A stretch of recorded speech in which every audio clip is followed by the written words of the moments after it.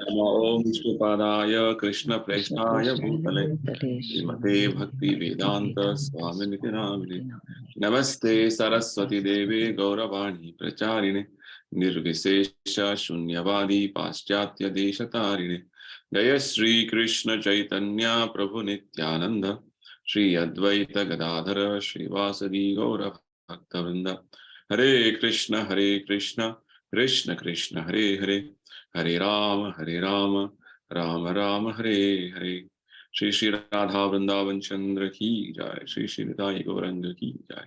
Srila Prabhupada ki jai. So welcome all devotees for the Bhagavad Gita overview sessions starting from today. So we are starting the first week of January with our sessions on Bhagavad Gita understanding from the beginning. So next few sessions continuously we're going to cover chapter by chapter. Overview basically means what we have to understand from this chapter, what is the flow of thoughts Krishna is giving us. We are not getting into more details. More details you can read from the Bhagavad Gita as it is. But here we're going to give just a synopsis of what is there in each chapter, touching on some important things which you have to understand in each chapter. At least it will give a sense of what is there in each chapter. That's what it means, overview means. Overview means basically from top you are seeing things, right? So every chapter has its own detailed understanding as given by Srila Prabhupada with in every purport. Purport means every verse has a translation and a purport. But in these discussions which we're going to have, we will be trying to see that the flow of thoughts, how it is going on, because it is a conversation between two personalities, Krishna and Arjuna. So what is going on? So we have to understand, because it's very important book of wisdom, which all of us should know at one point of our life. Okay. So this Bhagavad Gita has a history which all of us will be knowing, but again to refresh our memory, this Bhagavad Gita is part of what is known as Mahabharata. Mahabharata means the history of Greater India. Mahabharata. Earlier, the whole planet Earth was called Bharatvarsha. The history of this whole planet is what is recorded in this Mahabharata. 5,000 years ago, what happened? So, Bhagavad Gita is one chapter in this whole Mahabharata. One particular episode in this whole Mahabharata. So Mahabharata itself is a very big literature, having the historical record of what happened 5,000 years ago with regard to the dynasties which were ruling the whole earth. The main dynasty which was ruling this whole planet, the main kings, were situated in Hastinapura, present New Delhi, the capital of India as of now. So from there they were ruling, and other subordinate kings were all over the world. So the whole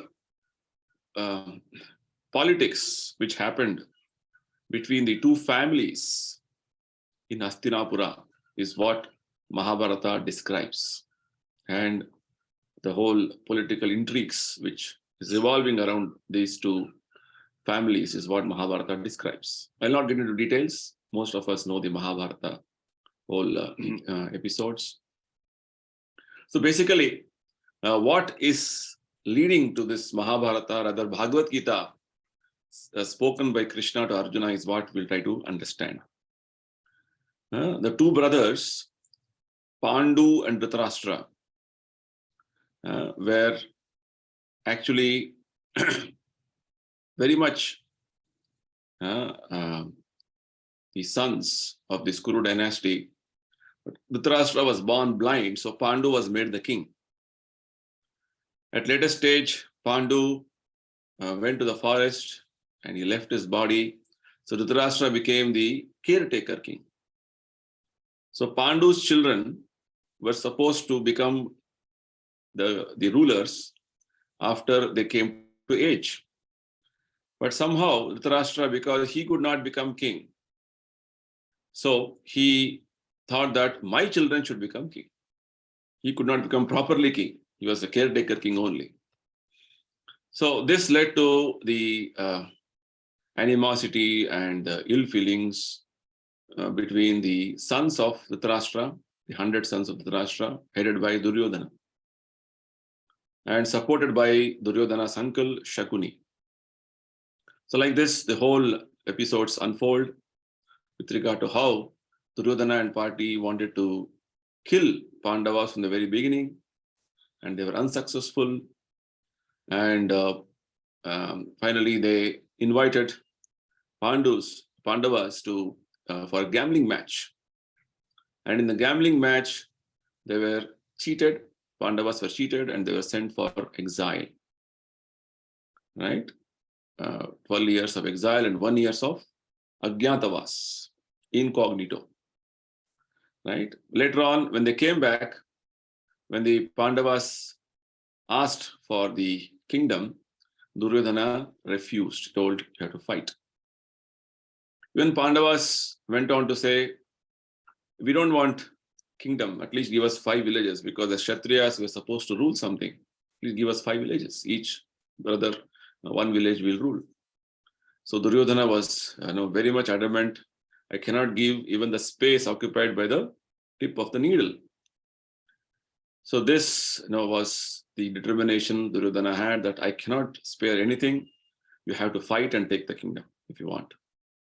Even Lord Krishna, who is Supreme Personality of Godhead, who incarnated to specifically establish dharma, he went with a peace proposal to the Kaurava kingdom to see that there is no fight and everything is settled amicably.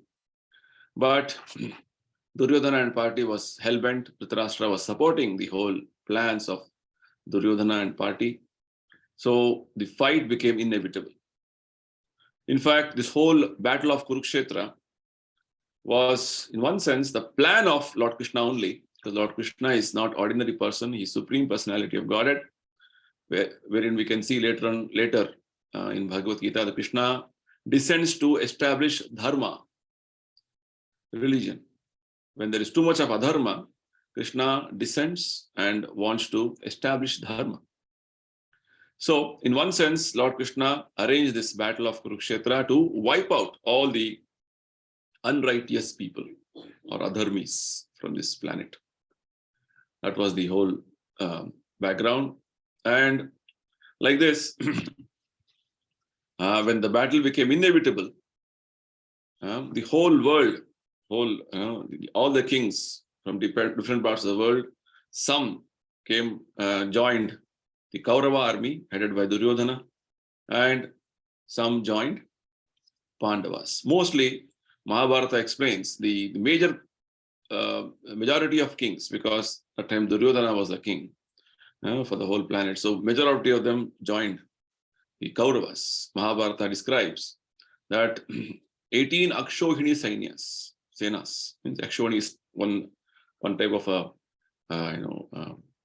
measurement of different numbers of infantry, cavalry, soldiers, and all these things. So 18 divisions took part in this whole fight, out of which 11 were with Kauravas, and only 7 Akshohinis were with Pandavas, which means Pandavas, in one sense, with regard to the strength, they were less powerful, whereas the Kauravas, in terms of strength, they were more powerful. So this is the background. So now both the parties have assembled on the battlefield, and with this assembling on the battlefield, Kauravas one side, Pandavas one side, and all the kings with them are ready to fight now. and the battle is about to begin. The history of the Vedic literatures describe two great world wars happened. One is the battle between Lord Ramachandra and the demon Ravana. The Ramayana whole episode, what we know. And one more is the battle of Kurukshetra, which happened, which is the Mahabharata war, it is called. So these were two very big wars which happened in the history. In the recent past, we only know about the World War I and World War II. Whereas these two other wars happened much before and with much bigger number of soldiers and people getting killed, and affecting the whole world. So this is where we are. The Bhagavad Gita basically means the song sung by Bhagavan, Lord Krishna, spoken by Krishna, words spoken by Krishna. So what did he speak is what is described in Bhagavad Gita. And the chapter 1, which is known as Observing the Armies on the Battlefield of Kurukshetra. If you have a copy of Bhagavad Gita as it is, you can keep the book in front of you. It will be nice. If you don't have, next time, this week you purchase, and next week you please be ready. At least next week onwards, you can keep the book in front. This week we'll manage. Okay, I will show you on the screen. So this first chapter is called Observing the Armies on the Battlefield of Kurukshetra. So this first chapter is more or less like a background for the entire instructions which Krishna is going to give us in the rest of the Bhagavad Gita. So like setting the scene. When a drama is about to be enacted, the stage has to be set. It should be some background, some props with regard to where, which scene, how it has to be done. That is how it is. So the first chapter is more or less like setting the scene. Okay, so this sets the background with which we have to understand the subject matter. Why it is so? Why? Because if the philosophy is spoken to us in a very, very straightforward way, because we in present age are not very intelligent to understand or grasp the philosophy in a proper way. If it is told with some dramatic way, in a way that it is, with an example and other things, we can easily relate. That's how this Bhagavad Gita is presented actually. This is the beauty of Bhagavad Gita. Because the message and the philosophical concepts which we are supposed to know, the highest philosophical truths, is presented in a very simplistic manner through an episode from Mahabharata, the background of the history of the greater India, in a way that we can relate so easily, is what is the speciality of Bhagavad Gita. And all these incidents are very much possible in our lives, right? As we move forward, we try to correlate those incidents in our life, and how Krishna is so nicely bringing out the truths from these wonderful aspects. Okay, so we'll begin with chapter 1. Chapter 1 is called Observing the Armies on the Battlefield of Kurukshetra. Okay, I hope everybody can see. Okay, so now I have specifically selected only the verses here, rather the translations, because again, getting into verses and all these things will be detailed study. We'll try to overview basically means to understand the flow, right? Nothing more than that. So we'll not get into any more details other than this. Okay. So as you see, the first chapter is called Observing the Armies on the Battlefield of Kurukshetra. So who is observing? As we see in this chapter, as we move forward, we'll see there are 4 people observing. One observation is from Dhritarashtra. Okay. Second observation is from Duryodhana. Third observation is from Sanjaya. And the fourth observation is from Arjuna.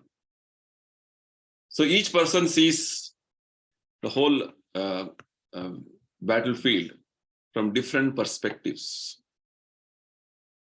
This is the whole chapter. So Prabhupada has titled this chapter as Observing the Armies on the Battlefield of Kurukshetra.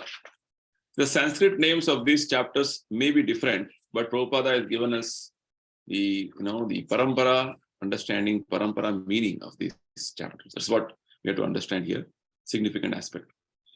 So, what is the observations made by each of these personalities? Let us get into details. The first observation, as I told you, Bhagavad Gita begins with the question from Dhritarashtra. Who is Dhritarashtra? Dhritarashtra is the Kauravas king, the caretaker king as of now. So he is blind by birth, so he's not participating in the battlefield. So he's sitting in his palace at Hastinapura, and he's with his secretary by name Sanjaya, and he's asking Sanjaya, what did my sons and sons of Pandu, after assembling in the place of pilgrimage at Kurukshetra, who both desiring to fight have assembled there, what did they do? The first statement of Bhagavad Gita, first verse. Dharma kshetre kurukshetre samaveta yutsavaha. In a place of pilgrimage called Dharma kshetra, my sons and sons of Pandu have assembled. What happened after that? So, Sanjaya is asking this question. Rather, to Sanjaya is asking this question. Why? Because Sanjaya, who will disclose towards the end of Bhagavad Gita in 18th chapter, that he is the disciple of Vyasadeva, who is one of the incarnations of Lord Krishna. And Vyasadeva had blessed Sanjaya with the special power to have the direct vision of what is going on the battlefield, sitting in the palace of Hastinapura, which means it's like direct relay, live telecast. From battlefield, there was a live telecast going on in the heart of Sanjaya, and everything he could see what is going on. Just see the technology. Prabhupada says the technology was so advanced in the Vedic times, 5,000 years ago, people could just see within their heart what is going on in some other place. Such a technology is right now not there. Only we have to have a monitor, at least we should have a mobile to see what is going on some other place live. So this technology is much advanced, what Sanjaya was having. So Sanjaya was endowed with this special powers to see what is going on in the battlefield, and he could describe exactly what is going on to Dhritarashtra. So Dhritarashtra is asking, what is happening on the battlefield? And this very question of Dhritarashtra is actually giving an indication that Dhritarashtra was very doubtful about the outcome of the battle, because he wanted his sons to win the battle, his sons to become victorious. But because the battle was happening on the place of pilgrimage called Kurukshetra, Dharma Kshetra, so he was thinking Dharma is going to support the Pandavas because they're all followers of Dharma, and it may be that my sons would have got some sort of a compromise with the Pandavas, and the battle would have not happened. Then all my plans for whole life is going to spoil. Like this, he was having some doubts. This question of Dhritarashtra is actually showing his sort of indecisive aspect with regard to what is happening, and he's also fearful. He's very fearful about the influence of the holy place and the Pandavas being very dharmic. So, in that way, we can see Dhritarashtra's anxiety is being disclosed in this particular verse. What is happening? What happened? They have just come to fight. What will happen? Very nicely, Prabhupada in one place says, when you are given a nice plate of nice prasadam to eat, what you will do? You will eat, right? You will not simply sit and see. Likewise, Pandavas and Kauravas have assembled together to fight. What did they do? They will fight. So now Sanjaya is going to explain what is going to happen. So Sanjaya says next. What does Sanjaya say? Let us see. Sanjaya said, O king, after looking out over the army arranged in military formation by the sons of Pandu, King Duryodhana went to his teacher and spoke the following words. So Sanjaya, in order to encourage his, his master, Dhritarashtra, is addressing him as king. And he's also addressing Dhritarashtra's son, Duryodhana, as king. Again, to encourage him. See, both of you are kings. Don't worry. Nothing, nothing untoward has happened. Nothing bad has happened. In fact, your son is very intelligent. He's a very great diplomat, big politician. Immediately seeing the seriousness of the situation. What is the seriousness? Because Duryodhana never expected that Pandavas, they were in Vanavasa, exile. And I don't think they'll have big army. That was his thinking. But all of a sudden, they're having such a big army. Not very big, but sizably, quite big with regard to, combat in the battle. So in that way, he was surprised. So seeing the situation, he rushed towards his teacher, Dronacharya, and he spoke the following words. What did he speak? He said, "O my dear teacher, behold the great army of the sons of Pandu, so expertly arranged by your intelligent disciple, the son of Drupada." So he's telling the same son of Drupada, whose name is Dhrishtadyumna. Actually, Drupada and Dronacharya were friends.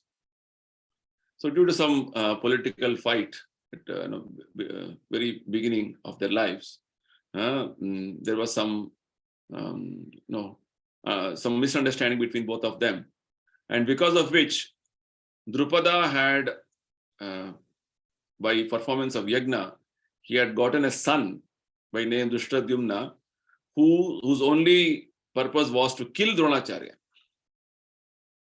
And this very son of Drupada, whose name is Dhrishtadyumna, was sent through Dronacharya for learning military art.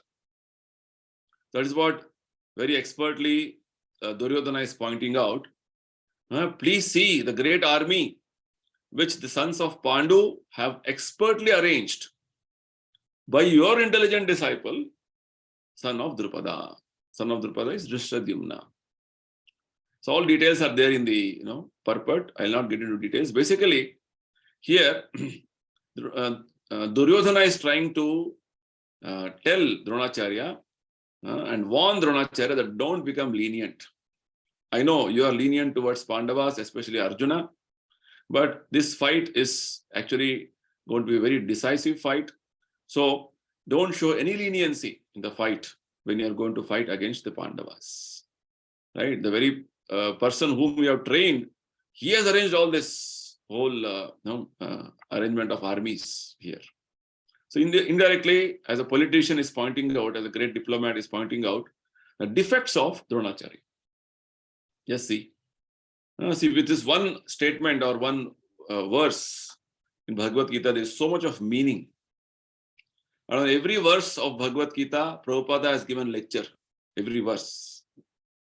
Okay, so that is the depth in which Bhagavad Gita has to be studied. So we are only touching the flow in which the subject matter is arranged today, and we will move forward. Okay, so we understood that Dhritarashtra is asking a question to his secretary Sanjaya. What is happening on the battlefield? Sanjaya said, "Don't worry, your son Duryodhana is approaching his teacher Dronacharya, and he is pointing out the defects of Dronacharya, that you have, you have trained a person who is supposed to kill you, he has arranged the armies of the Pandavas so expertly, so don't become lenient to Pandavas. And now, Duryodhana is going to list many fighters on both the sides. He is telling that on the side of the Pandavas, there are great fighters like Yudhana, Virata, Drupada. Of course, there are big fighters like Bhima and Arjuna. And also there are fighters like Drishtaketu, Chekitana, Kashiraja, Purujit, Kunti, Bhoja, Shaibya. I'm reading text number 5. Okay. So like this, he points out the different warriors on the side of the Pandavas. And there are Yudhamanyu, Uttamauja, son of Subhadra, son of Subhadra is Abhimanyu, sons of Draupadi. All of them are on the battlefield. All of them are great fighters, right? So basically, Duryodhana wanted to point out to Dronacharya that many great fighters I'm seeing, all of them are on the Pandava side. But now, actually, in one sense, Duryodhana was afraid. In order to avoid show off that I'm afraid, he wanted to show that, I'm very powerful, very great. He started describing the soldiers on his side, great fighters on his side now. From verse number 7, he starts describing that, but for your information, whose information? Dronacharya's information. Now let me tell you about the captains who are especially qualified to lead my military force. Right? He's just telling that on my side, there are many great people also. There are great personalities like you, Dronacharya. Bhishma is there, Karna is there, Kripacharya is there, Ashwathama is there, Vikarana is there, son of Somadatta, Bhurishava is there. We're always victorious in the battlefield, right? And all of them are prepared to lay down their lives for my sake, right? And they are equipped with different kinds of weapons, and all of them are experienced in military science. So basically, Duryodhana wanted to point out to Dronacharya that actually our side is also not less. We have got great warriors, great personalities who are always victorious in battle. Because whenever they fight, they only defeat the opposite parties. And these people are very expert in military science. Sarve Yuddha Visharada. Yeah. So like this, Duryodhana wanted to point out to Dronacharya that actually indirectly wanted to show that I am not fearful at all. I am having great strength. And now specifically he says that with regard to the strength which Kaurava party is having, Kaurava army is having, our strength is immeasurable. And we are perfectly protected by grandfather Bhishma. Whereas the strength of the Pandavas, carefully protected by Bhima, is limited. So here, Prabhupada says that Duryodhana is actually very much envious of Bhima from the very birth. He was always wanting to have a competition with Bhima in one sense, because he was the only person, Bhima was the only person whom he could fight. So in that way, he also knew that if anybody would kill him, only Bhima would kill him. That was the foretelling also. So in that way, always he wanted to compare Bhima and undermine his strength. In that way, he's telling now, see, our strength is actually immeasurable. We are very powerful. Why? Because we have Bhishma on our side. Whereas with regard to Pandava's side, what is Bhima? With regard to Bhishma, Bhishma is Pitamaha. He is having so much powers. Bhima is nothing. He is very insignificant. That is the way politicians speak. You can see his political, his behavior in these words. And now, in order to further, he told now Bhishma is very powerful, but all of you must give support to Bhishma. Why? You have to, because Bhishma has become very old. Somebody may come and attack him all of a sudden. So please give him support from all sides. Right? See how politically he is managing everything. One side he says Bhishma is very powerful also. Other side he says, please give support and help him support him. Why? Because he thinks if only Bhishma is glorified, others will become unhappy. That is his way. Politicians means everybody they want to satisfy. You are also good. He is also not bad. He is also good. Everybody is good because I want votes from everybody. That is how politicians work. So this is how you can see Duryodhana acting. See how nicely this first chapter only has so many wonderful things to know. The way the mind is running. When a person speaks, we can know what is in his mind. So in that way, Acharyas have explained when Duryodhana is speaking all these things, what is going on in his mind actually. Fine. So now, when Bhishma was very much, he was pumped up, sort of way by Duryodhana, and he felt, now I had to really show my courage and my prowess. Bhishma, what did he do? Bhishma immediately blew his conch shell. We're going to read verse number 12. Then Bhishma, the great valiant grandsire of Kuru dynasty, the grandfather of the fighters, blew his conch shell very loudly, making a sound like a roar of a lion, giving Duryodhana joy. Because Duryodhana was expecting this. Bhishma Pitamaha is like a great fighter. So Bhishma also responded reciprocatively by blowing his conch shell. Right? So he wanted to cheer him up. Who? Bhishma wanted to cheer up Duryodhana to say that, yes, I am ready for fighting. I will fight very nicely, bravely. Just see what is all going on in the battlefield. So immediately after Bhishma blew his conch shell, what happened? So, see, now until now, what I have described, it is so simple to understand, right? It is like a story. What is going on? Or so Bhagavad Gita is. Whole Bhagavad Gita, if you study like this, it is very simple. Just we have to put our, give our time and our mind to study Bhagavad Gita. Right now, Bhishma has blown his conch shell. What happened next? As soon as they heard Bhishma blowing his conch shell, the Kauravas army started blowing their conch shells, drums, bugles, trumpets, horns. All of them were suddenly sounded. The whole sound became tumultuous. So Prabhupada says in one of the lectures how in the modern day warfare, in order to cheer up the soldiers on the battlefield, so many instruments being played. Just like when you have Republic Day or Independence Day, you see parades happening in Delhi. So many, military parades with music. In schools also we do march past, some music like that. So just to keep that cheer up. Otherwise simply it is walking. What is the point? With some music you walk means it's like nice step by step you walk left, right, left, right, left.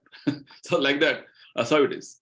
So all these musical instruments used to give that enthusiasm and build up courage in the soldiers. That was the reason, right? So this was all 5,000 years ago. Also, this was going on. Same thing is going on even now. Right? Same thing is being copied, but right now they don't have conch shells and all. They have modern instruments. That is the difference. Okay, but whereas in Bhagavad Gita we understand all these things were all there very much. So when the Kauravas side, they sounded all their instruments, what happened on the Pandavas side? So this is being observed by whom? Now, Sanjay is observing. Sanjay's observation is very important now. So far we understood Dhritarashtra's observation and Duryodhana's observation. Now what is Sanjay going to observe? We'll see in next few verses. So Sanjay is seeing on the other side, both Lord Krishna and Arjuna stationed on a great chariot drawn by white horses sounded their transcendental conch shells.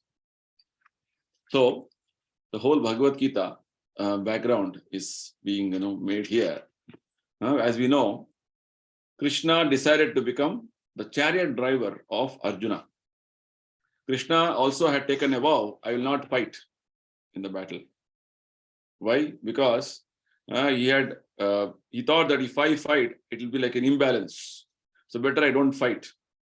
He offered his army, his Narayana Sena army, to Duryodhana. In fact, there's a different story. We'll not get into details of that. And he offered himself to Pandavas, but he told, I'll not fight. I'll only act as the chariot driver to Arjuna. That's all. That is how Krishna was participating in the battlefield.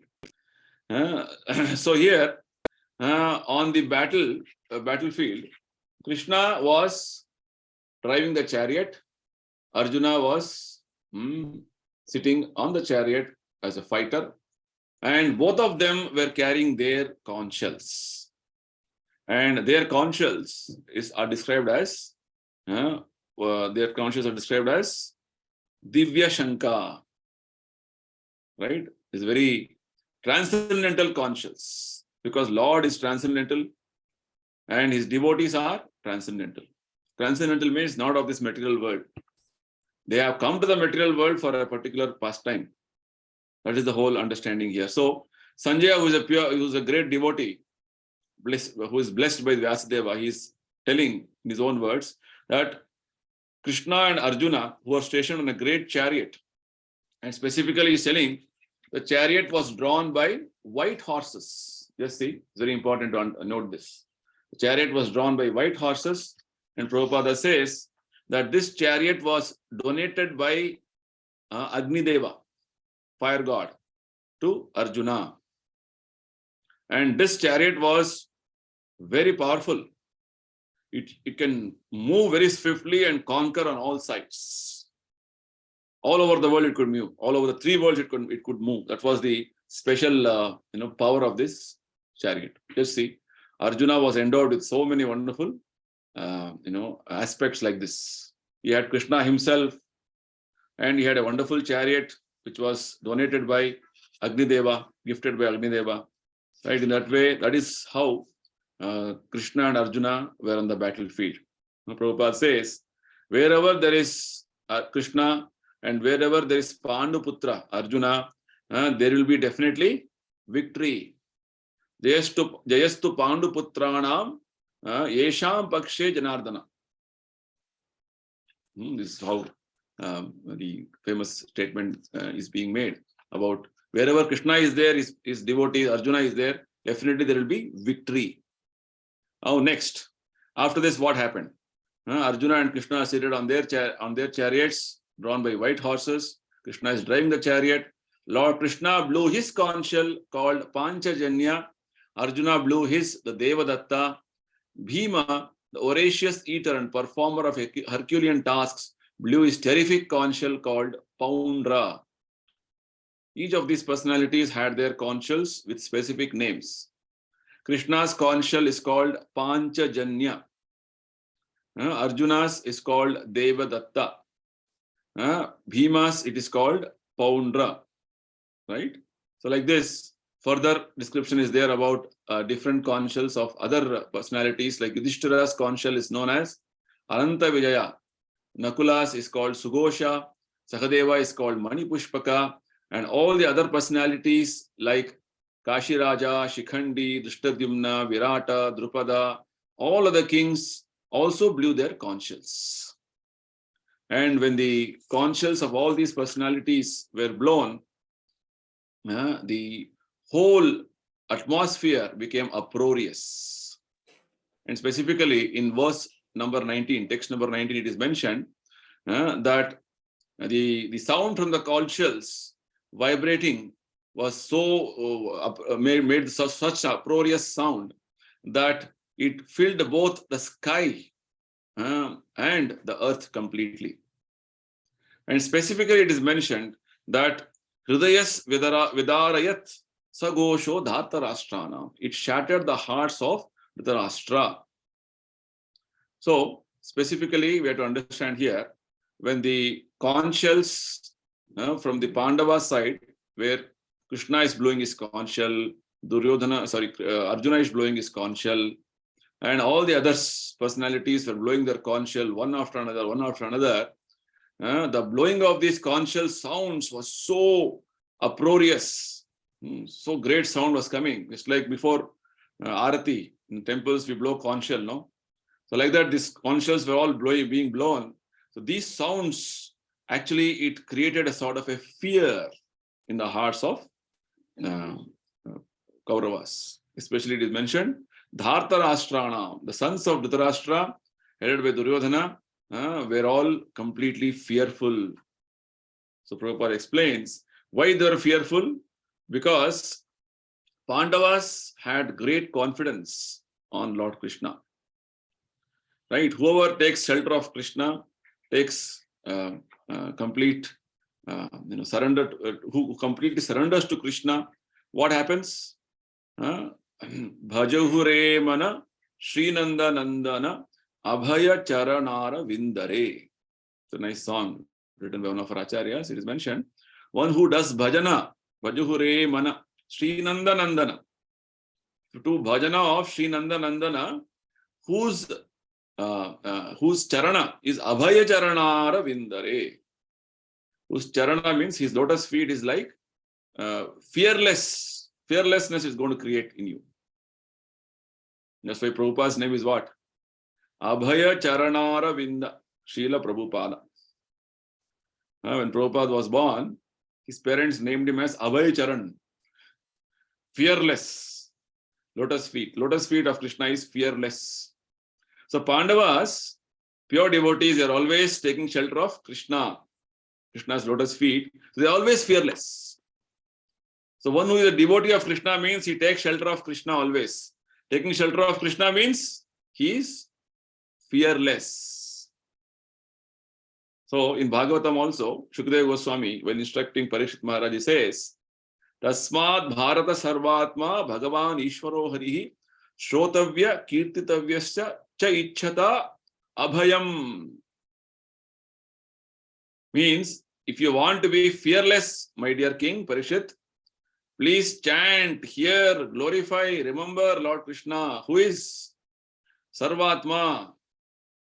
Tasmat Bharata Sarvatma Bhagavan Ishvara Hari. That personality is Bhagavan. He is Ishvara, Supreme Controller. He is Hari. Hari means who takes away all your miseries. So like this, there are specific statements in scriptures mentioning how taking shelter of Krishna means you become fearless. Duryodhana and party were all, demoniac, or they were all non-devotees. So for them, when Krishna and his devotees are blowing their conches, it was giving them fear. It's like, you have done some stealing. The police is about to come.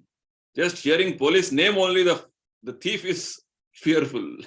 So like this, the very sound that, the Pandavas have created or are made with their conches created fear in the hearts of the sons of Dhritarashtra.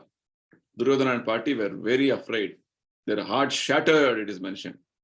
So, one who takes shelter of Krishna, nothing to fear. Even in the greatest calamity, even in the greatest danger, they don't fear. Right? Whereas with non-devotees, they're always fearful. This is the point. So, we have to take shelter of Krishna to become fearless. That's what which the statement which I made from a kirtan. Bhajahure mana Srinanda Nandana Abhaya Charanara Vindare. Durlabha Manava Janama Satsange Taraho Ye Bhava Sindhure. Nice song. We can hear later. So like this, the situation is being, what is observed by Sanjaya. See, first we spoke about Dhritarashtra observing, then Duryodhana observing, now Sanjaya is observing. Sanjaya is observing on the side of the Pandavas. The conch shells are blown by Arjuna, Duryodhana, Arjuna, Krishna, all the Pandavas. The sounds were all so wonderful that they were all making, creating fear in the hearts of Duryodhana and party. And that time, what happened?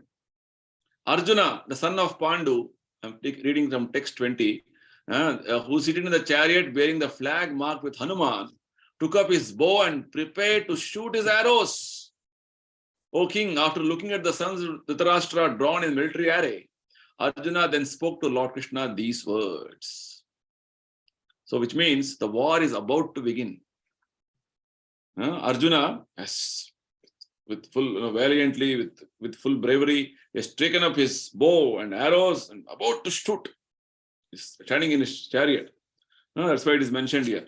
Arjuna was ready. He's standing on his chariot, and his chariot is having a flag. You should observe carefully. The flag is marked with Kapi. Kapi means Hanuman.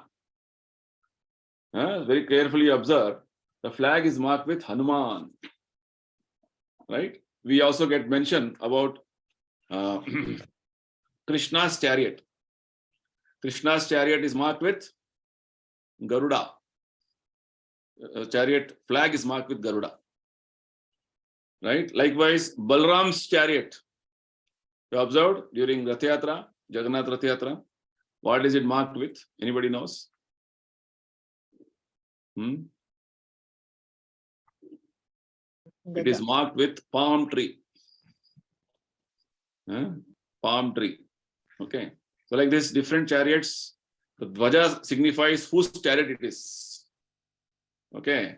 So Arjuna's chariot is marked with Kapidvaja, flag which is marked with Hanuman. So it is only signifying that Arjuna has Krishna himself, who is known as Madhava. Madhava means husband of Lakshmi, goddess of fortune. And he has also blessing of one more pure devotee, Hanumanji, the great devotee of Lord Ramachandra. The same Ramachandra is present as Lord Krishna as chariot driver for Arjuna. Right. So blessing of Krishna, blessing of pure devotee of Krishna, Hanuman, and his chariot is gifted by Agnideva. So like this, Arjuna had many wonderful transcendental gifts with him. These are all sure indications of his victory, which is what Sanjay is observing. Right? Now we'll see Arjuna, who is about to shoot his arrows. What did he say to Krishna? Now the rest of the chapter is going to be Arjuna's observation. Okay. So what is Arjuna's observation? He is actually driving on the chariot and he's telling Krishna, please take my chariot between the two armies so that I may see those present here who desire to fight and with whom I must contend in this great trial of arms. Let me see those who have come here to fight, wishing to please the evil-minded son of Dhritarashtra. Right? So, because Krishna is taking the role of a chariot driver. So, Arjuna is taking the role of a master in one sense. So, this aspect of Arjuna taking the role of a master is not that like a material master and servant relationship. No. If you observe carefully, Arjuna is addressing Krishna as Achyuta in this verse. Senayor Ubhayor Madhye Ratam Sthapayame Achyuta. So Krishna is so wonderful, even though he is the supreme master, supreme controller, he is Ishvara, he is Hari, he is Bhagavan, he is Paramatma. Even then, he wants to take a subordinate position for his devotees. That is out of love for his devotees. Because Arjuna is a good friend of Krishna, so he has taken a subordinate position. In friendship, what happens? Somebody will take a subordinate position sometimes, somebody will become superior. That's how friendship means. In Krishna pastimes, we read that Krishna sometimes rode on the back of some of his friends. Sometimes Krishna took some of his friends on the back whenever they were defeated. That's how friendship means. It's called equality. Almost they're equal. So like this, Krishna, for his devotees, he can take up any position. Especially for his friend like Arjuna, he has taken the position of a chariot driver, role of a chariot driver. He's taking orders from Arjuna. But Arjuna never forgets Krishna's position. That's the meaning of Achyuta. Achyuta means he never falls down from his position. Even though Krishna takes the position of a chariot driver, his position as Lord Krishna is not diminished. It's because only Krishna out of love is taking his position, and Krishna wants to take such position for his devotees. Right? So basically, Arjuna, before starting the fight, he wanted to see who have all come on this battlefield, who have all come to fight here, who have joined the other party. Basically, Arjuna wanted to observe first for some time before beginning to fight, because he wanted to plan his strategy. Right? Before you do anything, you need to plan. Right? So if you don't plan, simply you rush. then things may not work out properly, right? So he is trying to plan before he wants to observe before he starts fighting. That's the whole point. So what did he observe? Is what we're going to see now. Text 24.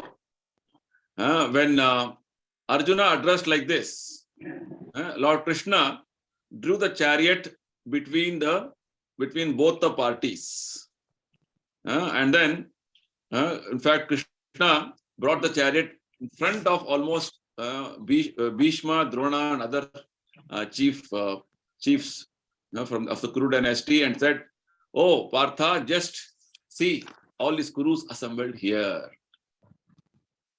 So, specifically, it is mentioned here by Sanjaya that Krishna drew the chariot right in front of the place where the chariots of his teacher Dronacharya and Arjuna's grandfather Bhishma was there. He did not take it to any other place. We'll understand more about this when we come to second chapter. Why specifically so?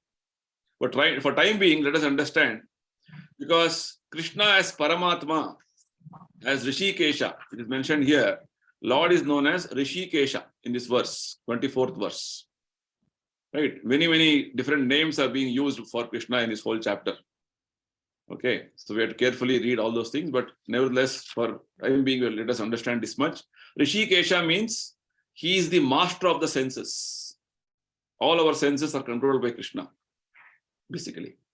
So he knows what is going on in everybody's mind. So when Arjuna told, please take the chariot in between the two armies, Krishna understood very clearly what is going on in Arjuna's mind. And he specifically brought the chariot in front of Bhishma and Drona only. And he started telling, please see all the different gradations of people who are come to fight here. So basically, Krishna could predict what is going on in Arjuna's mind just by bringing the chariot, especially in front of Bhishma and Drona. So what did Arjuna see? Arjuna could see in front of him so many different grades of relatives and friends. Description of around 10 different kinds of relatives and friends descriptions is given. It's mentioned that fathers, grandfathers, teachers, maternal uncles, brothers, sons, grandsons, friends, father-in-laws, well-wishers, everybody were present. Means all people, known people were there. So when Arjuna saw all of them, these different grades of friends, relatives, he became overwhelmed with compassion. Okay.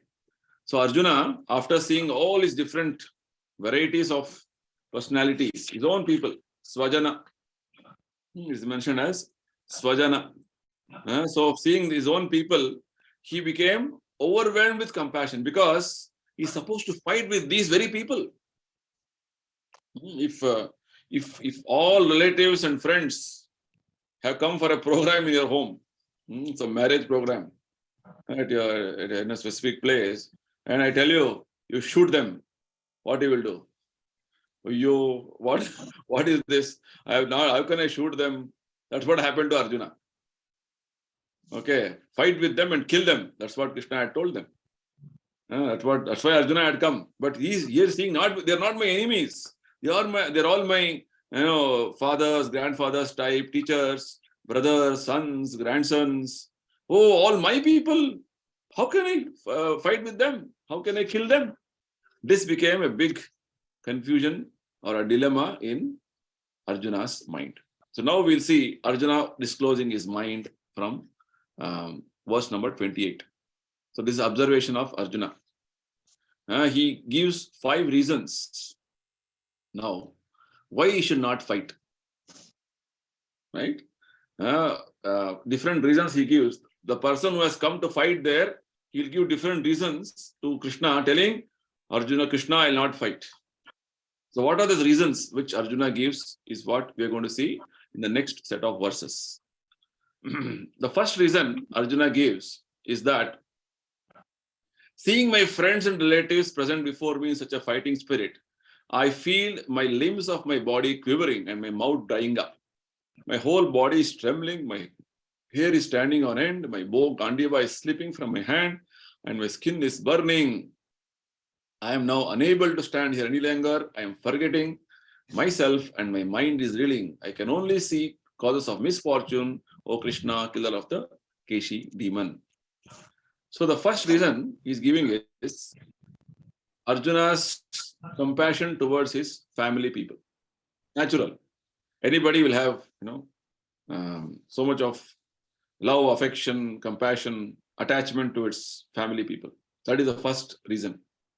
My own family people, how can I kill them? My mind is reeling. My body is shivering. The Gandiva bow is slipping from my hand. Right? My mouth is drying. My head is reeling. Specifically, he uses a word called nimittani ja pashyani viparitani keshava. Prabhupada says, when somebody sees that whatever he had planned, everything is frustrated. When a man sees frustration in his expectations, he thinks, why am I here? Right? I thought something else will happen, but something else is happening. Some other expectation was there, but finally, only frustration.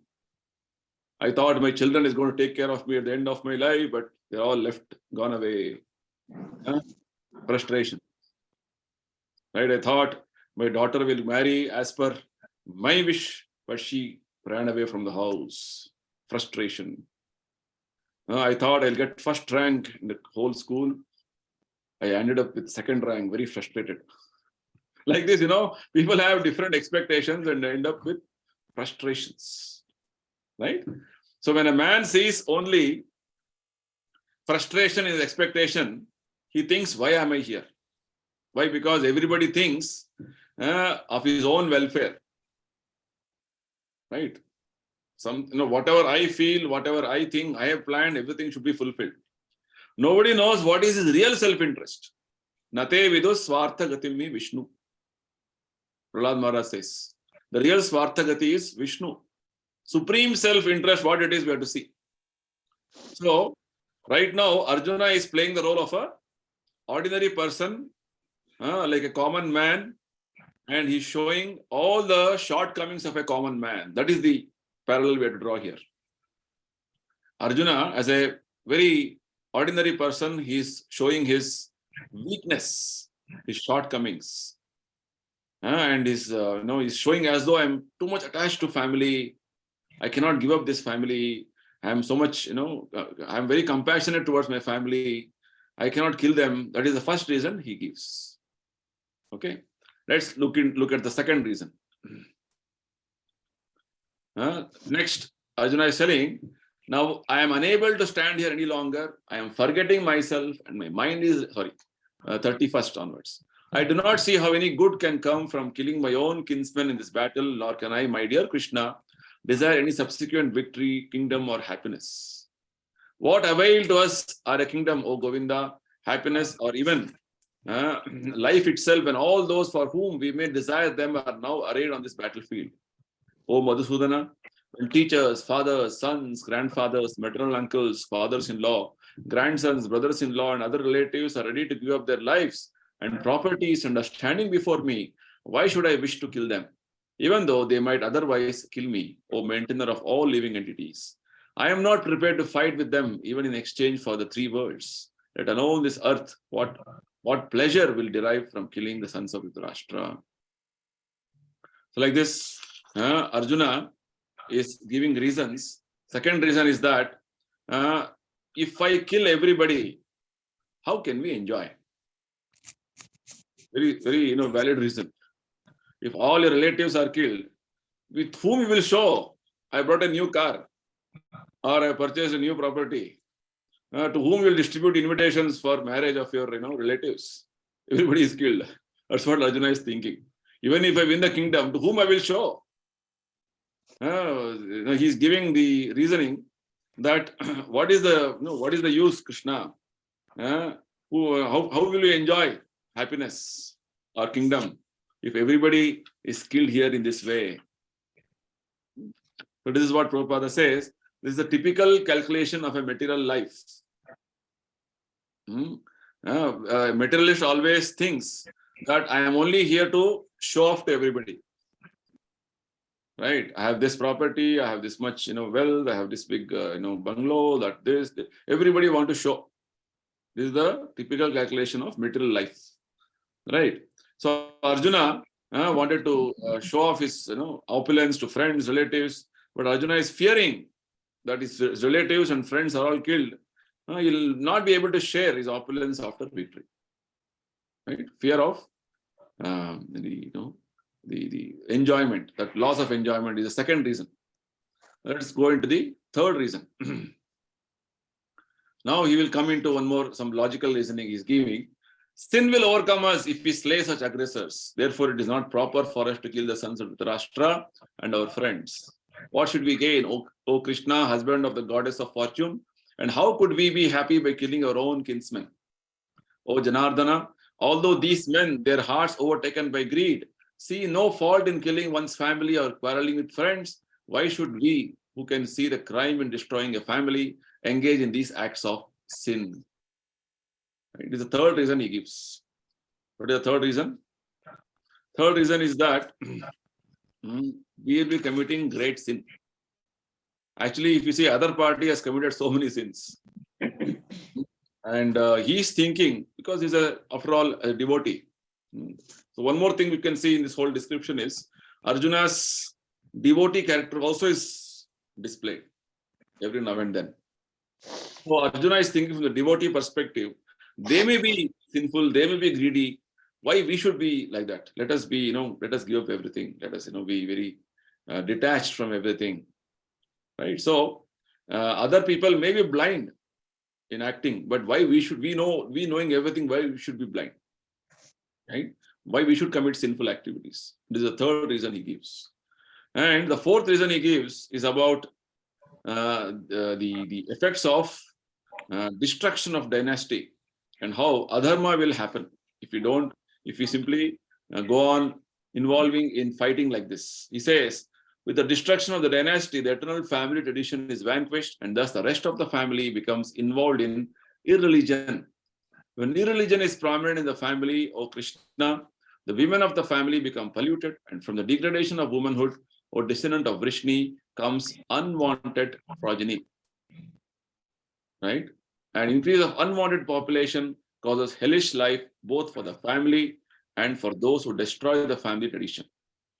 The ancestors of such corrupt families fall down because the performances of offering them food and water are entirely stopped. Right? So basically, it goes on to give different reasoning here now.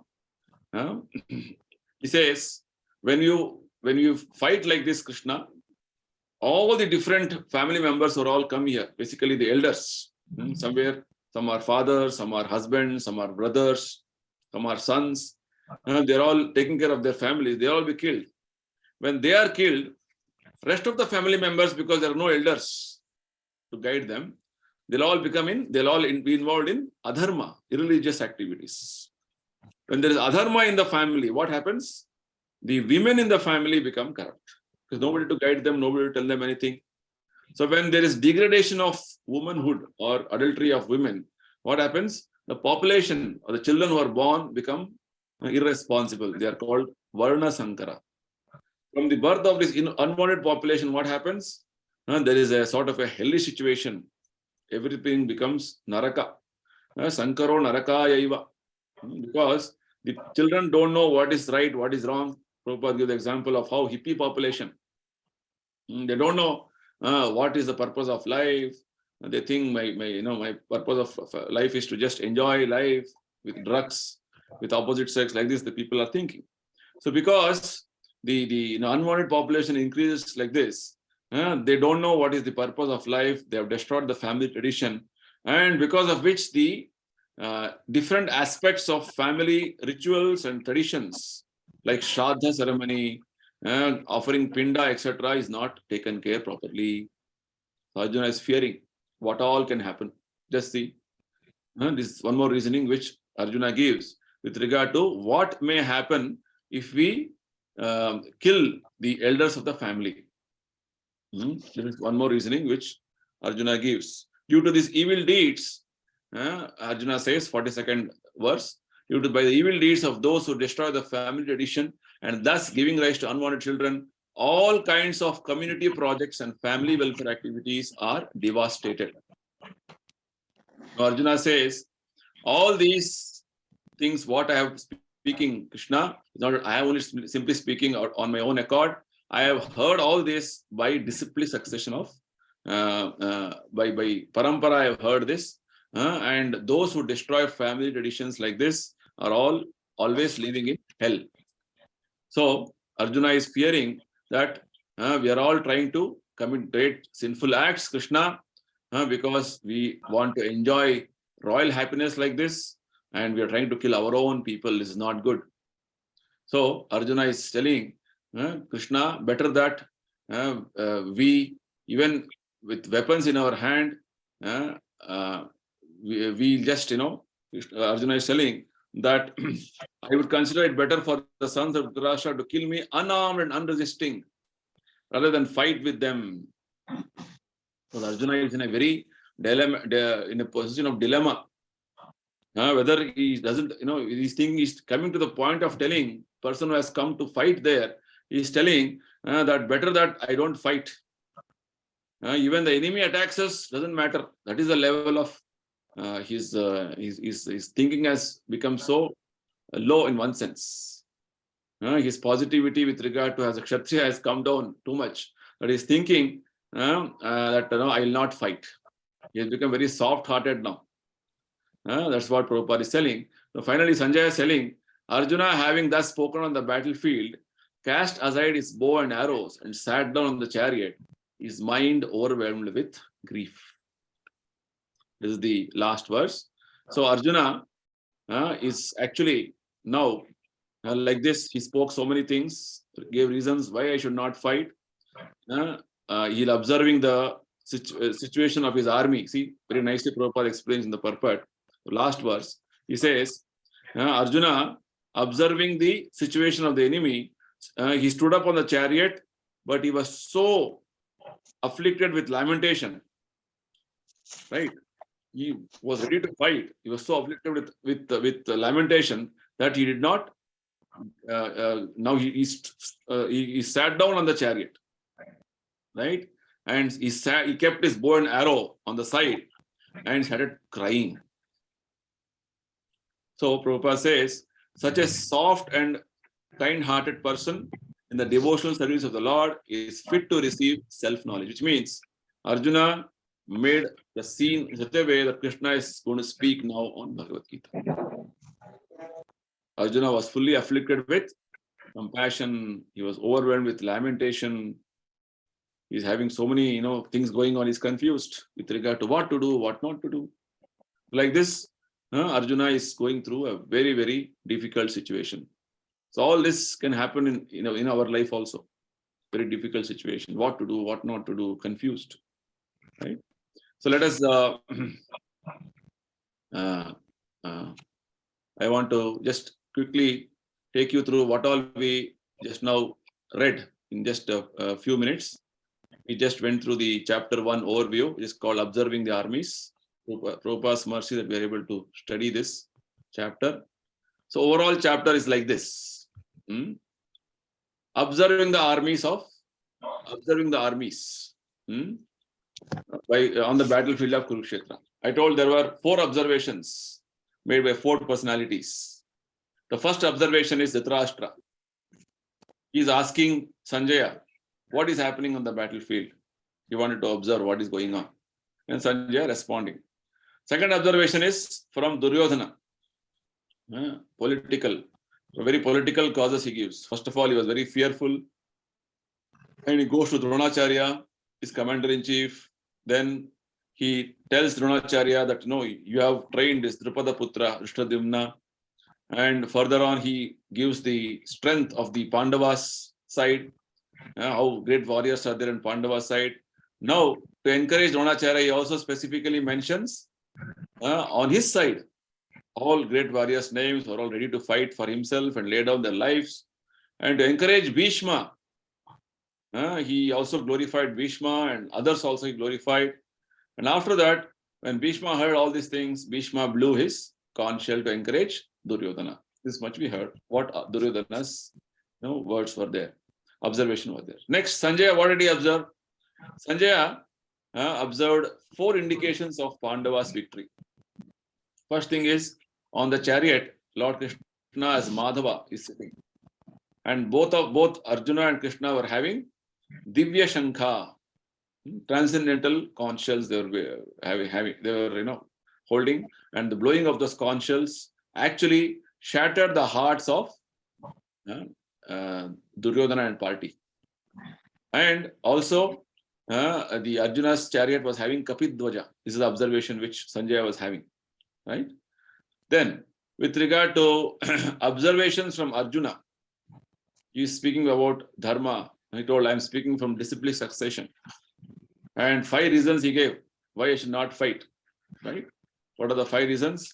He said, compassion, very much.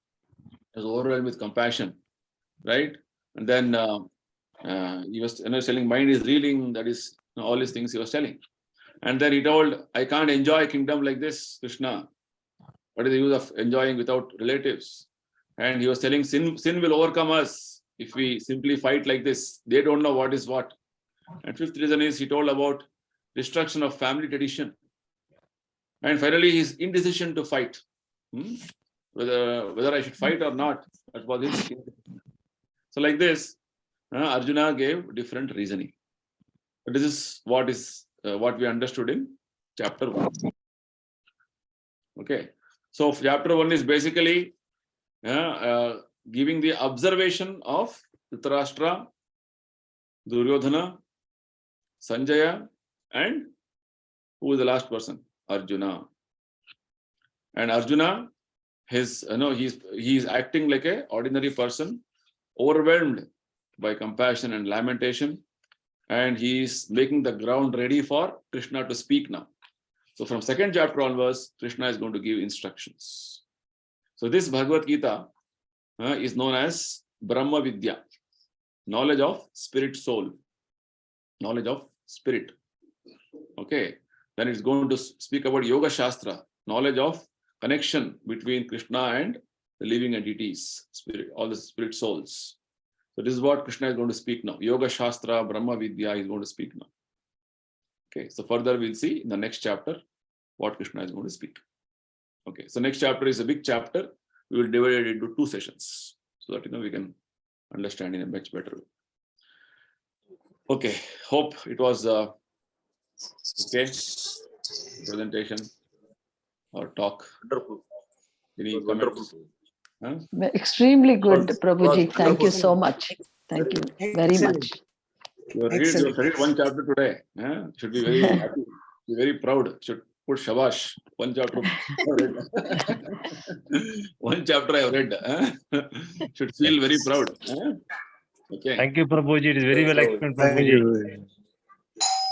Okay. Thank you, Prabhuji, for your kind support, spending time for us. Okay. These things. Thank Thank you you, very Prabhuji. much. Thank you, Prabhuji. Thank you, Prabhuji. Thank you, Prabhuji. Thank you, Prabhuji. Thank you very much. No, I'll be very thankful to all of you if you read this chapter by next week. Yes, Prabhuji. First chapter, please read. Read thoroughly. Now we have 1 week time. There are 46 verses are there in this. 46 verses means 46 divided by 7. Okay, roughly around 7 verses. 7 verses. 7 verses. Okay. 7 verses you read every day. Yes, 7 verses means not only a sloka, verse, translation, and purport, meaning also.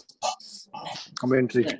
So that you also read simultaneously and you are fully aware of what is being spoken, because whatever we have spoken is only summarily we have spoken, in a very concisely we have spoken. But you read again in detail, you will actually understand things in depth, in detail. It will be more good for us, for you to always, Bhagavad Gita requires like this very deep study. Prabhupada says in the very beginning of this Bhagavad Gita, very first verse, he says, Bhagavad Gita has to be scrutinizingly studied. What do you mean by scrutinizing study? Scrutinizing study means very deeply, very minutely. Okay, that's what Prabhupada wants us. We have to study Bhagavad Gita very scrutinizingly.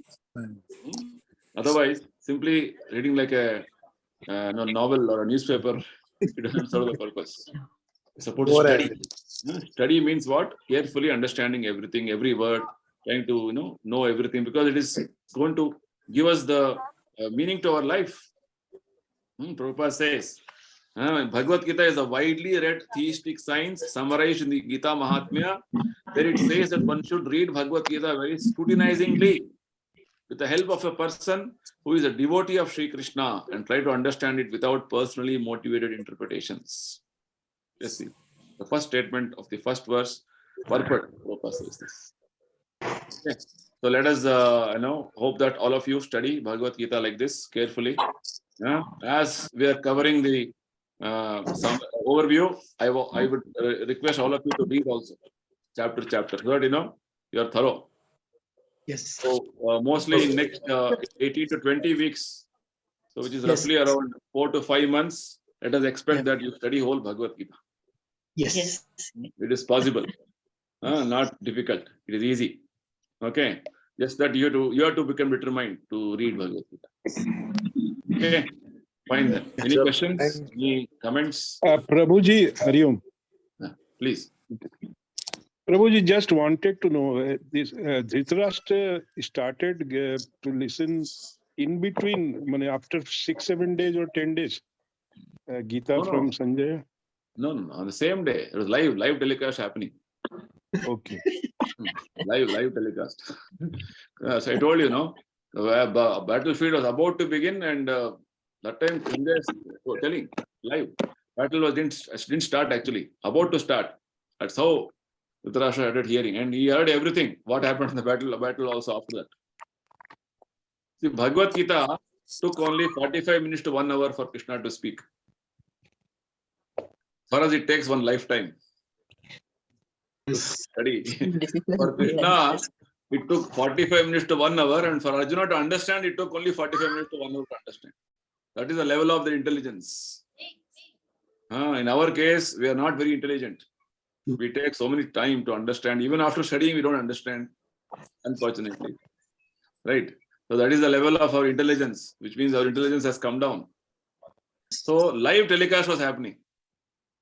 Not after some time. Live. Okay. Yeah, any other question?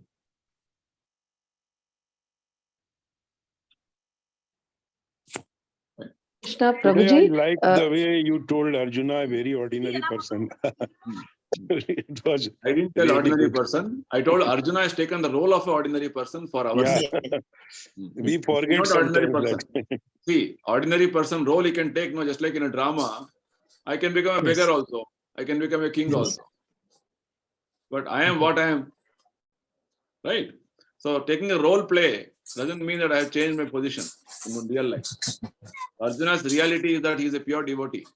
But he has taken the role play of an ordinary person for a particular purpose. Now, Bhagavad Gita can be spoken. That's the reason Arjuna is taking this role. And Krishna has made him to forget his position for time being. That is the reason. Okay, fine. Somebody else Thank had a you. question? Yeah, Hare Krishna, Prabhuji. Please. While Lord Krishna spoke to Arjuna, the soldiers on both sides were temporarily made unaware of this conversation. No. Prabhupada says everybody was hearing. Oh.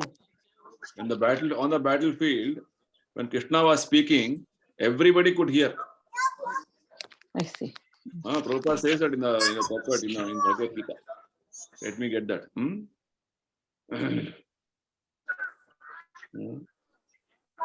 Basically, in the second chapter, it is mentioned that Krishna started smiling after hearing Arjuna's words. Okay, and then immediately Krishna started speaking also. It is mentioned very clearly. In the second chapter, 10th verse, Prabhupada says in the purport, it appears that the talk between the master and disciple, that is Krishna and Arjuna, was openly exchanged in the presence of both the armies so that all were benefited. Oh. Everybody could hear. Okay. So the talks of Bhagavad Gita are not for any particular person, society, or community, but they are for all. And friends or enemies are equally entitled to hear them. Everybody heard. That's why Krishna was speaking on the battlefield. So it's all very wonderful revelations. Prabhupada is speaking the purpose. You should read carefully, then you'll understand nicely. Okay. Yes, Prabhuji. Yes. Take it. Thank you, Prabhuji. Close now. Thank you, everybody. We'll meet again next week with the next chapter. Hare Krishna. Yes. Hare Krishna. Hare Thank you. Krishna. Hare Krishna. Hare Krishna.